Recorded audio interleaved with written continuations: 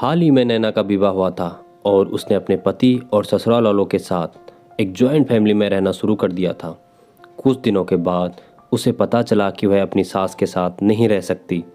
नैना की सास रूढ़िवादी थी, जबकि नैना आधुनिक जीवन शैली जीने वाली लड़की थी। जल्द ही उनके बीच झगड़े होने लगे। कई महीनों के बीत जाने के बाद भी दोनों में से कोई भी अपना व्यवहार बदलने नहीं पाया। समय के साथ साथ नैना और ज़्यादा आक्रामक हो गई और उसे अपनी सास से नफरत होने लगी। वह सोचने लगी कि कैसे अपनी सास से छुटकारा पाया जाए। एक बार हमेशा की तरह जब उसने अपनी सास से झगड़ा किया और उसके पति ने अपनी माँ की साइड ली, तब नैना गुस्सा हो गई और अपने मायके चली गई। नैना के पिता एक केमिस्ट थे। उसने अपने पिता को पूरी बात बताई।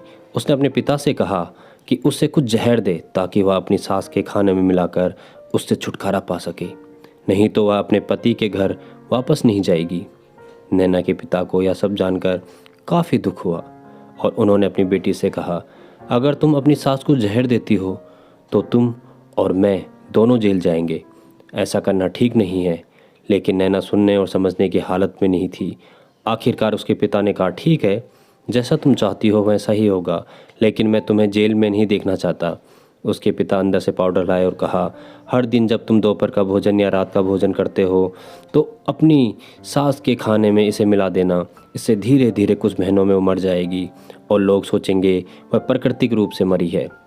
उन्होंने ये भी कहा, क्योंकि किसी को भी तुम पर शक ना हो, इसलिए आज से तुम अपनी सास के साथ नहीं लड़ोगी, बल्कि तुम उनकी देखभाल करोगी।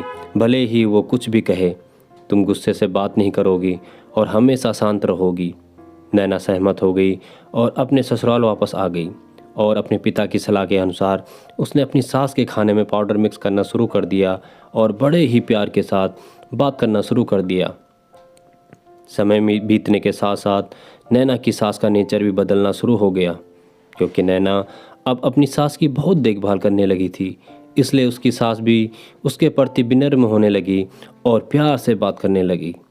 5 महीने बीत गए और नैना खाने में पाउडर मिक्स कर रही थी, लेकिन अब घर का वातावरण बदल गया।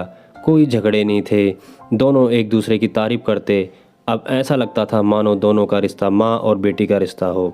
अब नैना को चिंता होने लगी कि पाउडर की वजह से उसकी सास जल्दी ही मर सकती है। वह अपने पिता के घर पर गई और उनसे कहा, पिताजी, क्या मुझे उस जहरीली पाउडर के प्रभाव को ठीक करने के लिए इलाज बताइए। मैं अपनी सास को खोना नहीं चाहती। वह मेरी माँ की तरह है और मैं उससे अब बहुत प्यार करती हूँ। उसके पिता मुस्कुराए और कहा, कौन सा जहर? मैंने तुम्हें बस एक स्वीटनर दिया था। नैना हैरान थी और उसने अपने पिता से पूछा कि उन्होंने ऐसा क्यों किया। पिता ने कहा, बेटा, अगर तुम किसी दूसरे इंसान से प्यार चाहते हो तो तुम्हें भी उसे प्यार देना होगा। रिश्ते एक गाड़ी की तरह होते हैं और हम उन पर लगे पहियों की तरह। जब तक सभी पहिए ठीक से आगे नहीं बढ़ेंगे तब तक गाड़ी ठीक से नहीं चल सकती। इसी बात का एहसास दिलाने के लिए मैंने ऐसा किया और तुम्हें अपनी सास के प्रति नर्म रहने को कहा। तुम्हारी अच्छाई देखकर उन्होंने भी अपने आप को बदला और तुम्हें समझना शुरू किया। तुम दोनों ने एक दूसरे के लिए अपने आप को बदला।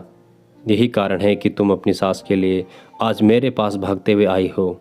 नैना अपने पिता की बात समझ चुकी है।